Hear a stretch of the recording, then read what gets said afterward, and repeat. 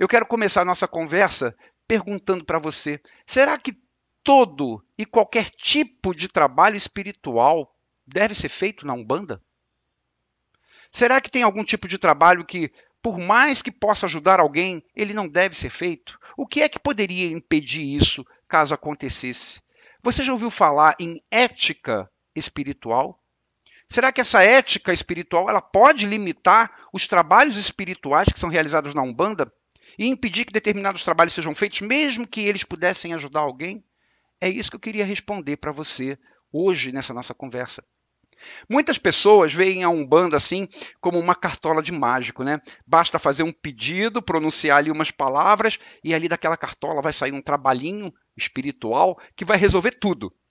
E muitas vezes, eu digo para você, muitas vezes é possível mesmo. É possível que haja algum procedimento espiritual que fazendo ali aquele procedimento, fazendo aquele trabalho espiritual, possa auxiliar em determinados casos na nossa vida, na vida das pessoas. Afinal, a religião de Umbanda é uma religião mística por natureza. Então, tem trabalhos espirituais que podem realmente resolver grandes problemas. Às vezes, com um copo de água, resolve-se grandes problemas. Faz parte da rotina da Umbanda isso, a manipulação energética, a manipulação vibratória, utilizando elementos como, por exemplo, flor, vela, pedra, água. Tudo isso faz parte da Umbanda. A Umbanda é uma religião mística. Mas tem uma coisa chamada ética espiritual. E então, pela ética espiritual, mesmo que seja possível fazer algum trabalho para resolver determinada situação, nem sempre deve-se fazer aquele trabalho. Nem sempre o que a gente pode fazer é o que a gente deve fazer. Paulo dizia isso, né? Tudo posso, mas nem tudo me convém. Então é por aí, tem coisas que a gente sabe que poderia ajudar, mas não deve naquele momento. E qual é esse limite? Como assim? Qual é esse limite entre o poder e o dever? Como é que eu posso e não devo fazer alguma coisa se poderia ajudar alguém? Em primeiro lugar, minha gente, a gente tem que usar o bom senso. E se o bom senso falhar um pouquinho, basta a gente lembrar da seguinte frase. A frase que eu vou falar agora para você, é a frase que define a ética na Umbanda. A frase é a seguinte: a gente deve fazer pelo próximo aquilo que a gente gostaria que fizessem para nós. Somente isso. E não fazer pelo outro o que a gente não gostaria que fizessem por nós. Mas a gente tem que usar essa frase, mas mantendo a visão elevada, né? Aquela visão imparcial. Porque, às vezes, pelos nossos sentimentos, a gente pode. Essa frase pode ficar um pouco subjetiva e a gente acabar se confundindo e tomando decisão errada. Eu quero explicar bem isso para você, como é que a gente pode entender isso, como que essa frase pode se confundir e a gente às vezes acabar fazendo pelo outro coisa que a gente não gostaria que fizesse por nós. Então eu não vou entrar, eu vou falar agora de trabalhos e de situações éticas dentro da Umbanda, mas eu não vou entrar nem naqueles trabalhos que claramente prejudicam alguém. Porque isso aí é muito óbvio que faz mal para alguém, então eu não gostaria que fizesse para mim, então não devo fazer. Trabalhos como, por exemplo, trabalhos de pedido contra uma pessoa, desejando o mal daquela pessoa, trabalho por raiva, trabalho feito por inveja, amarração feita por paixão, tudo isso aí a Umbanda não faz. Não faz porque isso claramente fere o livre-arbítrio do outro. Isso claramente está sendo feito para alguém, alguma coisa que eu não gostaria que fizesse para mim. Eu não gostaria que alguém, por exemplo, me amarrasse a ela sem eu gostar daquela pessoa. Então, esse tipo de coisa eu não vou nem comentar aqui porque está muito claro, está muito óbvio. Trabalhos desse tipo não são e nunca serão realizados na Umbanda. Eles violam o livre-arbítrio de alguém e eles contrariam tanto o bom senso quanto aquela frase de não fazer ao outro o que a gente não gostaria que fizessem por nós. E aí, por serem contrários ao que a Umbanda ensina, eu não vou nem analisar, não vamos entrar nesse mérito nessa nossa conversa. Vamos passar somente aqueles casos que podem suscitar dúvidas, que às vezes as coisas são tão sutis e que às vezes confundem a gente. A primeira situação que eu vou falar para você, que a ética nos poda. A gente sabe até que poderia ajudar alguém, mas a gente não vai ajudar. Lá na nossa casa, por exemplo, lá na casa do Caboclo Birajara, a gente não faz qualquer tipo de trabalho espiritual para um consulente que a gente saiba que pertença a outro terreiro. Sabe por quê? Porque nós entendemos que se essa pessoa pertence a alguma casa espiritual, é ao seu orientador espiritual que ela deve dirigir os seus pedidos de trabalhinho, para ver o que está acontecendo, já que ele é o responsável pela condução do seu desenvolvimento mediúnico. É ele quem conhece o histórico de tudo que ele já fez por aquela pessoa, quando foi feito, de quais são os próximos passos que devem ser dados. Então ele sabe realmente qual é a situação vibratória daquela pessoa com muito maior profundidade que a gente. É essa pessoa, é o seu orientador espiritual que deve ser procurado para resolver qualquer tipo de problema energético. Então, se você é de um terreiro e vai na casa do Caboclo Birajara para pedir auxílio para resolver seu problema espiritual, a gente vai falar para você, olha, procura lá o seu dirigente. É ele quem conhece a sua situação espiritual profundamente. A gente não sabe o que ele já fez, a gente não sabe o que ele está esperando. Às vezes as coisas demoram um pouquinho para surtirem efeito. Então o consulente deve ter pelo seu orientador espiritual respeito, confiança, lealdade, assim como um filho tem pelo pai. Tem que crer naquilo. Apesar de que se ele vai num outro terreiro já para pedir auxílio espiritual, já quer dizer que está faltando alguma coisa disso, ou respeito, ou confiança, ou lealdade, né? Está faltando um desses 3 itens. Então, pessoas assim, para essas pessoas que são de outro terreiro, o que nós podemos fazer na nossa casa, pela ética? A gente pode até aconselhar, a gente pode até orientar sobre qualquer assunto que não seja espiritual. Sentimento, profissão, família, como lidar com um irmão que briga tanto, isso a gente faz. Mas a gente se detém apenas nos conselhos sobre atitudes a serem tomadas, sem receitar qualquer tipo de trabalho, nem vai acender uma vela para o orixá tal, nem isso, porque isso mexe com energia. E a gente mexendo com energia, a gente pode estar atrapalhando o trabalho do outro sacerdote, do orientador espiritual daquela pessoa. A gente pode estar atrapalhando, a gente pode estar interferindo involuntariamente, mas a gente pode estar interferindo em algo que aquele pai de santo, que aquela mãe de terreiro lá está fazendo por aquela pessoa. A gente não tem esse direito. Seria irresponsabilidade da nossa parte interferir assim no trabalho de alguém. Às vezes as pessoas, quando chegam lá para se consultar, elas nem falam que são de outro terreiro, né? Mas é muito comum, eu já vi várias vezes, o guia, quando a pessoa começa a falar lá do seu problema, o guia fala assim, por que você não pergunta isso lá para o seu pai de santo? Lá no terreiro que você frequenta, você não consegue resolver isso? Será que você não consegue? Eu já vi isso várias vezes. Então a gente é da opinião que panela que muita gente mexe, o caldo desanda. Por isso a gente recomenda a este consulente que ele procure ser franco, que ele procure conversar com seu pai ou com a sua mãe espiritual sobre as suas dúvidas, sobre as suas inseguranças. Que busque lá nele todas as orientações. Se tem alguma coisa que está confusa, que ele não está entendendo, pergunta para ele. É ele quem tem que resolver todas as questões que se referem à vida espiritual daquela pessoa, porque está na casa dele. É ele que cuida daquela pessoa, ele é o responsável pelo seu equilíbrio energético. A pessoa tem que procurar ver se ela, por exemplo, não está se precipitando em procurar outro lugar naquele momento para tentar resolver aquela situação. Tem casos que os resultados são demorados mesmo, mas só que a pessoa, às vezes, impaciente, acha que o pai de santo fez lá alguma coisa por ela. Não resolveu imediatamente, está errado, está fraco, está com algum problema lá, vão procurar outro lugar. Às vezes as coisas são demoradas mesmo. Às vezes não dependem só do trabalho espiritual.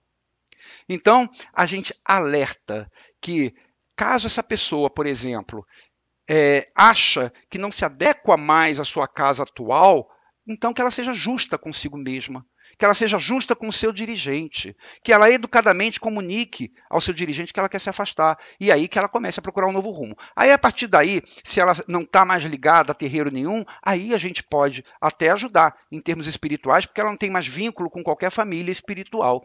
Mas enquanto alguém for de alguma casa espiritual, tiver alguém que se responsabilize pelas suas partes, pelas suas questões energéticas, nós não podemos interferir. Isso é antiético. Aliás, essa nossa postura seria bom que todos tivessem também em relação a filhos de qualquer casa, né? Filhos de qualquer terreiro que fossem procurar qualquer outro terreiro, seria excelente que todos tivessem essa mesma postura. É o tal do fazer aos outros o que você gostaria que fizesse a si. Por isso, é antiético fazer coisas espirituais, receitar trabalhos espirituais para quem é de outro terreiro. Resolve lá. Lá a pessoa sabe o que está fazendo por você. É isso que a gente quer que todos entendam. Essa é a primeira situação que a gente, às vezes, até sabe que poderia ajudar de alguma maneira, mas que a gente não vai se envolver porque é antiético. A gente vai estar fazendo algo que a gente não gostaria que fizessem com os nossos filhos. De o nosso filho ir procurar um outro lugar e começarem a mexer na vida espiritual dele, desordenando aquilo que nós já fizemos. Então, é não fazer aos outros o que a gente não gostaria que fizesse a si. Tem um segundo caso. Nós não fazemos trabalhos espirituais para quem não nos deu permissão para fazer. Mesmo que esses trabalhos a gente saiba que poderia ajudar. Então é comum, por exemplo, um consulente chegar chorando lá. Eu queria tanto fazer alguma coisa pelo meu marido, pelo meu filho, pelo meu irmão, para ele parar de beber, para ele parar de usar droga, para que fique menos agressivo, para que fique mais em casa, pare de andar tanto por aí, para que mude as suas companhias, para dar mais dinheiro, atenção à família. Enfim, tem muita gente que chega pedindo para fazer trabalho para os outros, para mudar a cabeça dos outros. Aparentemente, tudo isso que essa pessoa falou até pode ser para o bem de todos, né? Aparentemente, vai fazer bem até para aquela pessoa sobre quem ela está pedindo. Pode dar a impressão que não haveria nada demais em realizar um trabalho como esse, um trabalho espiritual para isso. Mas aí é que entra a reflexão. Independente de as ações daquela pessoa serem ou não corretas, são escolhas dela. E devem ser respeitadas como tal. Isso se chama livre-arbítrio, que é um dom dado pelo Criador. E que permite que cada um de nós seja livre para fazer o que quiser da sua vida. A gente é obrigado a colher as consequências dos nossos atos. Então, a essa pessoa que veio conversar, pedindo para fazer trabalho, para o outro parar de beber, para o outro parar de usar droga, o máximo que a gente pode aconselhar, o máximo que a gente pode fazer é aconselhar, é orientar, sugerir para ela, para que ela converse com ele, para ele buscar o auxílio espiritual. Quando ele quiser o nosso auxílio, nós vamos ajudar, porque aí nós não vamos estar ferindo o livre-arbítrio dele. Então, nós sugerimos que ele busque auxílio espiritual, que ele busque auxílio psicológico, terapêutico, por exemplo, se ele tiver dependência de alguma substância. Enfim, nós temos que deixar a critério da pessoa os rumos que ela vai tomar dali por diante. Se as atitudes do outro lá botam até em risco a vida de alguém, mesmo assim, nós não vamos interferir na mente dele, não vamos interferir no livre-arbítrio. O máximo que a gente pode fazer é fazer um outro tipo de trabalho com aquela pessoa que veio buscar o socorro, que veio buscar o auxílio espiritual, um trabalho para protegê-la. Mas nós não podemos interferir no livre-arbítrio dos outros. Não podemos mudar, invadir a mente de outra pessoa querendo modificar os seus pensamentos, por mais errados que eles sejam. E aí a gente também percebe muitas vezes que as próprias pessoas que vêm buscar essas soluções em relação a terceiros, elas poderiam ajudar a resolver essa situação, só que elas não querem, porque elas... às vezes, elas não querem enfrentar um determinado problema que elas mesmas são responsáveis. Acontece isso. É o caso daquela mãe, por exemplo, que nunca ensinou limites para os seus filhos. E aí o filho agora é irresponsável e ela quer que faça um trabalhinho para que ele seja mais responsável. A ação estava com ela. Ou o caso daquela esposa que é hiperpermissiva, que não reage quando o marido insulta, quando o marido agride, porque ela depende dele emocionalmente, financeiramente, e que aí ela pede um trabalhinho para tornar ele mais gentil, quando na verdade as suas próprias ações seriam muito importantes nesse momento para acabar com essa situação. Neste caso, por exemplo, se o marido agride, a gente pode fazer um trabalhinho para proteger esta moça, mas a gente não pode fazer um trabalhinho para mudar a forma de pensar do outro. Isso seria invadir o seu livre-arbítrio. Nós podemos orientá-la a ela se especializar em alguma profissão para que ela possa ter uma renda. A gente pode orientá-la para que ela tome decisões, para que ela não admita os insultos, para que ela não admita a agressão. Tudo isso a gente pode fazer, mas cuidar da cabeça do marido. É ele quem tem que decidir os caminhos dele. É o caso também daquela outra pessoa que pede para fazer um trabalhinho para que o seu cônjuge fique mais em casa, para que seja mais carinhoso, sem perceber, por exemplo, que é o seu comportamento que está afastando ele. O seu comportamento irritadiço, inconveniente, ciumento, possessivo. Às vezes isso é o maior causador do afastamento, não é o outro tão culpado assim. Então, minha gente, se a gente for pesquisar, a gente vai ver muitas situações que poderiam ser resolvidas pela própria pessoa que foi ali pedir socorro. E aí foi pedir o trabalhinho para mudar a cabeça de alguém. Muitas situações poderiam ser resolvidas pela própria pessoa se ela não preferisse terceirizar a sua ação, utilizando magia para modificar o pensamento do outro. Às vezes a responsabilidade, a condição de resolver aquele problema está na mão justamente daquela pessoa que veio pedir para mudar a cabeça do outro. Agora, onde que isso fere aquela lei do não fazer ao outro o que você não gostaria que fizesse para você? Por que isso é antiético? Por que é antiético a gente interferir na mente de alguém? Uma coisa eu já falei aqui, né? Que todo mundo tem seu livre-arbítrio e a gente tem que respeitar isso. Nós somos livres para as nossas escolhas e temos que colher as consequências. Agora, imagina que você fosse o outro. Imagina que você fosse aquela pessoa e tem alguém indo a um terreiro pedindo para mudar a sua cabeça. Imagina que você descobre que a sua mãe, o seu pai, a sua esposa, o seu filho procurou um terreiro para fazer uma magia, para fazer um trabalho para modificar as suas escolhas, para modificar a sua forma de ser, a sua forma de pensar, a sua forma de agir. Como é que você se sentiria? Você se sentiria invadido em sua privacidade. Você provavelmente não iria gostar se soubesse disso. Você ia considerar um abuso e você diria com toda razão: isso aí é inadmissível. Como é que alguém vai usar magia para mudar o meu pensamento? Então, mais uma vez, é a história de não fazer ao outro o que a gente não gostaria que fizesse para nós. E essa explicação que eu estou falando, ela engloba muito esse aspecto ético da coisa, mas também tem um aspecto vibratório aí. Quando a pessoa não quer um trabalho para ela, quando ela não deseja que se faça algum trabalho para ela, as energias dela ficam reativas àquilo que a gente vai mandar. O trabalho vai ser perda de tempo, vai ter pouco efeito ou nenhum efeito. Então a gente tem que respeitar as decisões dos outros, por mais erradas que elas sejam. Tem uma terceira situação que a gente não faz trabalho para ninguém, mesmo que o trabalho pudesse ajudar. É quando a pessoa realmente não quer. Eu não estou falando nem no caso anterior. No caso anterior, a pessoa nem sabia que alguém estava indo no terreiro pedir por ela. Mas tem aquele caso em que a pessoa não quer realmente a ajuda de um terreiro, a ajuda espiritual. É o caso, por exemplo, daquela pessoa que está hospitalizada e que não está podendo falar, mas que alguém que é da família acha assim: vamos lá no terreiro e vamos mandar fazer um trabalho para essa pessoa. E esta pessoa, todo mundo sabe que ela não admitiria esse trabalho. Ela não admitiria que fosse ajudada por algum trabalho feito na Umbanda. Eu conheço, eu já vi gente que disse que preferia morrer no hospital a ser tratada espiritualmente por um terreiro. Então, em respeito às suas convicções, por mais que os parentes e os amigos queiram que façam algum trabalho para ela, nós não vamos interferir sobre a vontade dela. Isso é errado, isso é antiético. Nós não vamos impor a ela o que nós achamos certo. Assim como também a gente não gostaria se a gente estivesse no leito do hospital e tivesse impossibilitado de falar, mas todo mundo soubesse que nós somos umbandistas e a gente tivesse deixado na cabeceira da nossa cama do hospital a guia do nosso orixá. Alguém chegasse lá, retirasse aquela guia e falasse assim: não, vamos tratá-lo espiritualmente de uma outra forma, com uma outra religião. Isso aqui não serve para nada. Nós não iríamos gostar disso. Então a gente tem que respeitar. A gente sabe às vezes que um trabalho espiritual poderia ajudar a tirar aquela pessoa da cama, mas ela não quer.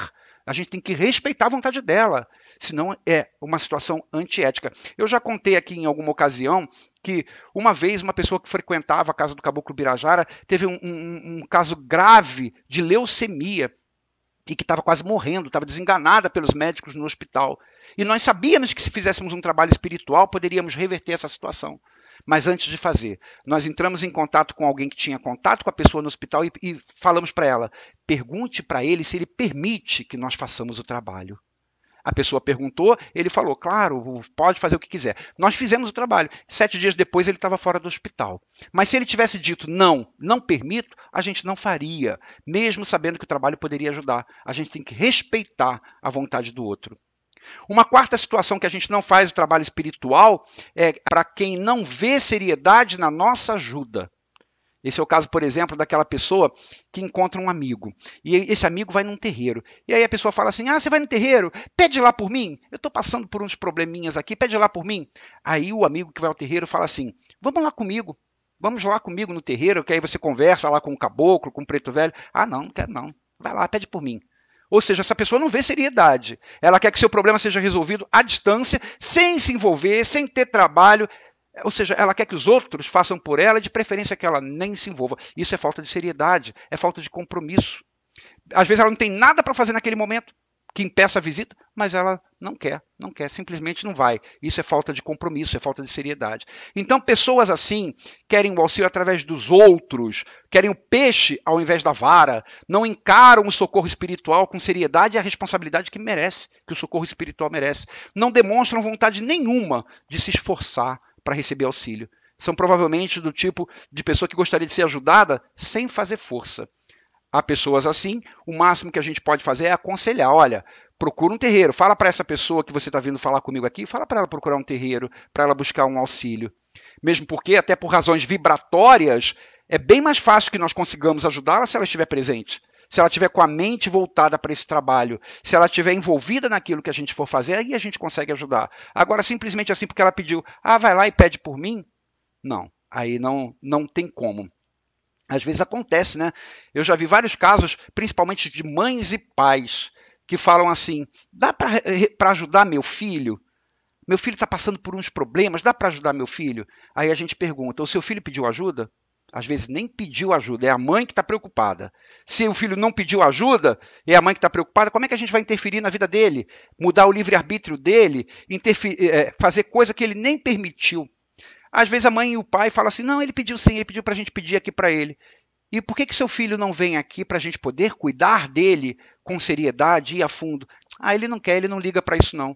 Então, se ele não liga, ele vai estar reativo às nossas vibrações, aquilo que a gente for fazer, e ele não vê seriedade. Se ele visse seriedade, se ele visse importância no que a gente vai fazer, ele estaria aqui.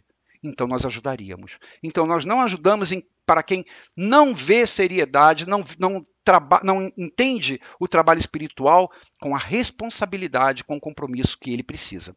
Então, minha gente, essas são algumas situações para as quais a gente não faz trabalho espiritual, mesmo que a gente saiba que poderia ajudar, mas por questões éticas a gente não pode fazer. Agora, tem situações que são muito parecidas com essas que eu falei e que a gente faz o trabalho espiritual. A gente faz trabalho espiritual, por exemplo, mesmo que a pessoa não venha ao terreiro ou que ela não tenha solicitado a nossa ajuda, se essa pessoa, por exemplo, for menor de 18 anos ou incapaz mentalmente. E o seu pai, a sua mãe, o seu responsável legal, tiver vindo à nossa casa pedir socorro. Nós entendemos que até essa idade, ou com limitação de raciocínio, os pais são os responsáveis pelos filhos, podem falar em seu nome. Então o filho pode não querer. Não, eu não quero. O filho tem 16 anos, 17 anos. Não, eu não quero, não gosto disso. Mas a mãe e o pai são responsáveis por ele. Então a gente entende que se a mãe e o pai forem ao terreiro pedir ajuda, a gente tem que tentar ajudar aquele filho. Ele é menor de idade, ele está sob a responsabilidade do pai e da mãe. Se acontecer alguma coisa de ruim com ele, o pai e a mãe é que vão tentar resolver. Então, se no final das contas o pai e a mãe é que vão tentar resolver, e são eles que estão pedindo auxílio, aí é ético que nós auxiliemos. Isso acontece com menores de 18 anos ou então com pessoas que têm limitação de raciocínio, que não têm a condição mental em perfeito estado. Aí alguém tem que falar por eles e nós atendemos aquele que fala por eles, que é o responsável legal. Nós também fazemos qualquer trabalho espiritual que for necessário, mesmo que a pessoa pertença a um outro terreiro.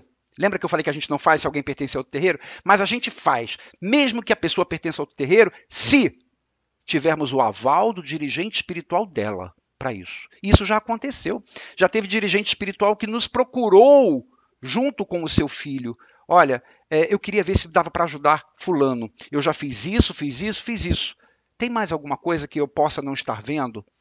Então, nós já tivemos até esse caso lá na casa do Caboclo Birajara. Então, se nós tivermos o aval do dirigente espiritual, a gente ajuda sim, mas ele tem que estar ciente. Ele tem que saber que nós vamos mexer, que é para nós não interferirmos no trabalho que ele faz. A gente também vai fazer tudo o que for preciso, todos os trabalhos que forem precisos, se o consulente não está presente, mas solicitou a nossa ajuda através de terceiros e ele realmente está incapacitado de ir ao terreiro. Eu falei que a gente não ajuda quem não vai ao terreiro e só pede assim, vai lá, pede por mim. Realmente a gente não ajuda, mas se a pessoa estiver incapacitada de comparecer fisicamente, como por exemplo, está internada, está encarcerada, está em outra cidade, não tem dúvida, a gente vai fazer o trabalho por ela. Ela só não está lá porque ela não pode. Não é simplesmente porque ela não teve compromisso, não teve responsabilidade, não encarou com seriedade. É porque ela não pode. Aí, nesse caso, a gente faz o trabalho espiritual. Então, minha gente, tem situações e tem situações. Muitos pensam assim, a Umbanda é caridade. Então, a Umbanda tem que fazer qualquer coisa, por qualquer um, em qualquer situação. É quase isso. A Umbanda tem que ajudar sim, mas a gente tem que ter em mente que às vezes no afã de ajudar, de querer ajudar, a gente pode estar invadindo a privacidade de alguém, a gente pode estar fazendo por alguém algo que ela não queria, a gente pode estar estimulando irresponsabilidade, descompromisso, ou seja, a gente pode estar prejudicando ao invés de estar ajudando. Se a gente fizer algo por alguém que não demonstra vontade de fazer o mínimo esforço, nem para estar presente, a gente pode estar prejudicando porque a gente não está ensinando a ela a responsabilidade. A gente não pode ajudar simplesmente, é porque eu quero ajudar. Existem muitos fatores que entram aí e que se a gente for tentar ajudar, a gente vai estar prejudicando. A gente pode não estar de fato ajudando. A gente pode não estar de fato ajudando ao fazer um trabalho, por exemplo, para resolver uma situação que poderia ser resolvida com um pouco mais de inteligência, com um pouco mais de esforço, com um pouco mais de paciência, um pouco mais de determinação de alguém, sem terceirização de responsabilidade. Então, sendo assim, os limites entre o que é realmente ajuda e o que não é, você viu que são muito tênues. São limites muito sutis. Às vezes as coisas se confundem. É por isso que a gente tem que se perguntar: eu gostaria que fizessem por mim aquilo?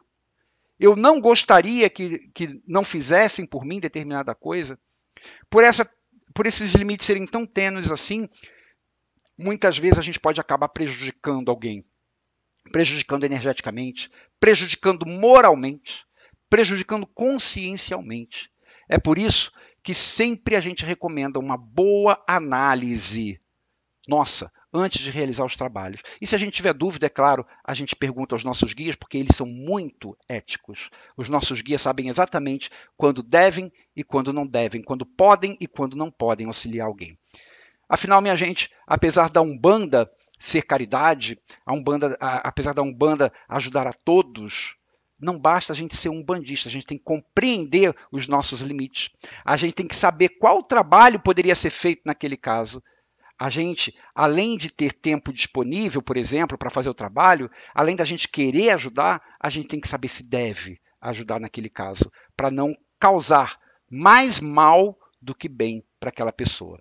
Em suma, basta que a gente tenha a consciência de não fazer pelos outros o que a gente não gostaria do que fizesse por nós. Não basta somente ter as boas intenções. De boas intenções, tem aquele ditado que diz que o inferno está cheio, né? É claro que a gente não acredita em inferno, mas a gente sabe que se a gente fizer tudo o que a gente quiser, a gente pode atrapalhar alguém ao invés de estar ajudando. Eu espero que com as minhas palavras eu tenha explicado para você o porquê, talvez, de você ter ido em algum terreiro e não terem atendido aquele pedido que você fez. Isso é questão de ética. Minha gente, um grande beijo. Fica com Deus. Até o nosso próximo encontro.